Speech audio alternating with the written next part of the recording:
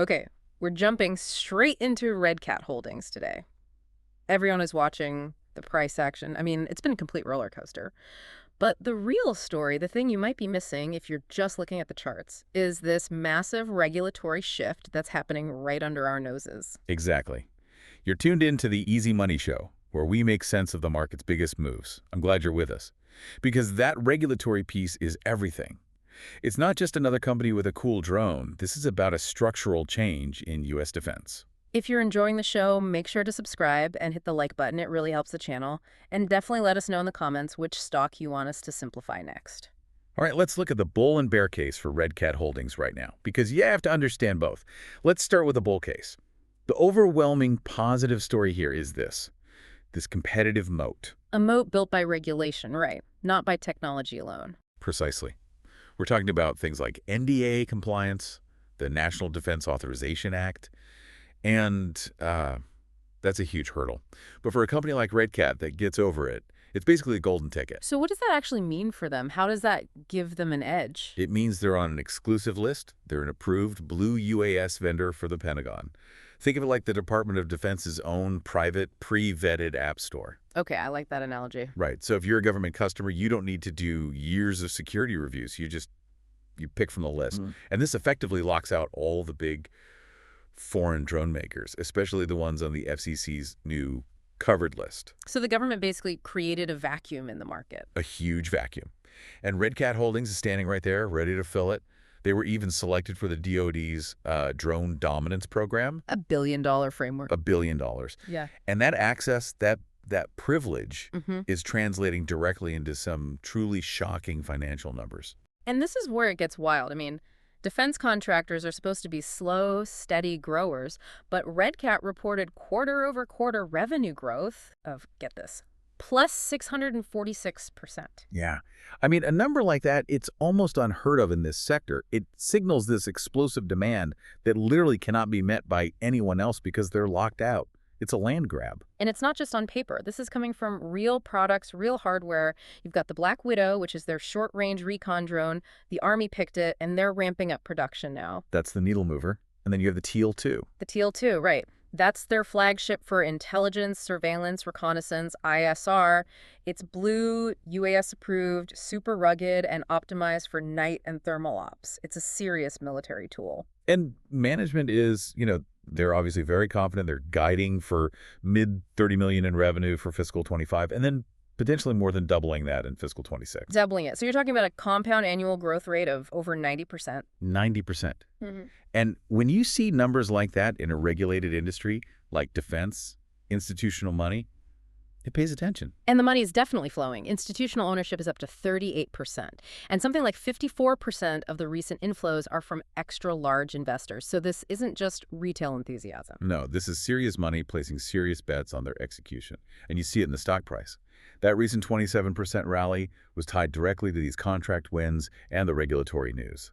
The consensus mood out there is very, very positive. Okay, but I have to stop you there. This all sounds a little too perfect. 90% growth, a government-built moat, exploding revenue. What's the catch? I mean, how much cash are they burning to achieve all of this? It must be a bonfire. That is the perfect question. And it's the absolute core of the bear case. You hit it. The risk here is immense. They are, to use your analogy, building the factory before the profits from the first sale even hit the bank. And that costs a fortune. I mean, look at the numbers. The net losses for fiscal year 2025 were around $92 million. And the operating margin is it's brutal, negative 181%. What that means for you, the listener, is for every dollar they make in revenue, they're spending almost $2 to generate it. So they're just lighting cash on fire to grab market share. Exactly. Negative free cash flow, high leverage. The balance sheet is what you'd call stretched. This is innovation mode, not profit mode. Which brings up the big scary word for investors, dilution. It has to. How do you fund a $90 million loss when you're cash flow negative? You raise equity, and that means your slice of the pie gets smaller, even if the whole pie is getting bigger. Right. And what happens if they hit a snag? If that Black Widow ramp up is slower than they planned? Then they have to raise even more money, maybe at worse terms. It's a real risk. Though, to be fair, the sources are pretty clear that these losses are intentional. Intentional how? They're a function of ambition. It's all tied to aggressive investment in scaling up production and engineering for that future demand. It's not because demand is weak. Okay, but ambition doesn't count if you can't execute. This is military procurement. You can't just be late. And there have been reports of, what, 6 to 7 week delivery delays for the Black Widow? There have. And that kind of slip, even a few weeks, it's not just a spreadsheet error. That's a real problem for your reputation when you're trying to prove you're a reliable prime contractor. So the big question is, can they make that transition from just scaling, frantically to actually executing profitably and on time? And the market is already paying for that perfect execution, isn't it? The valuation. It is. It's trading at a premium, about 5.1 times price to book. The broader industry average is closer to 2.4. So you're paying more than double the average. They're paying for hope. You're betting that they get it all right. That's a good way to put it. The market is assuming they'll convert that moat into profit without any more major hiccups. Okay, so if you're trying to navigate this high-risk, high-reward situation, what are the key dates we need to be watching? The next big one, the most important near-term event, is their next earnings report. It's expected around February 13th, 2026. And nobody's going to care about the earnings per share number, right? We know it'll be negative. Correct. The market will look right past that. The real focus will be on two things: the order book and their updated revenue guidance for fiscal year 26. Specifically, how is that Black Widow delivery schedule looking? Are the delays fixed? And beyond the company itself, what about the macro drivers? You have to watch the regulators. Any more enforcement from the FCC, any expansion of that covered list just makes RCAT's moat wider. It's like the government is clearing the runway for them. Plus, the general defense spending environment is still very strong. Unmanned systems, ISR, that's still a huge priority for the Pentagon, especially with everything going on in the world. Absolutely. The whole geopolitical backdrop, unfortunately, favors companies that can deliver secure, proven systems right now. So that's the full lowdown on RCAT Holdings. It's clearly a high-conviction growth story. I mean, based on the potential, you'd have to score the bull case pretty high, maybe an 8.5 out of 10.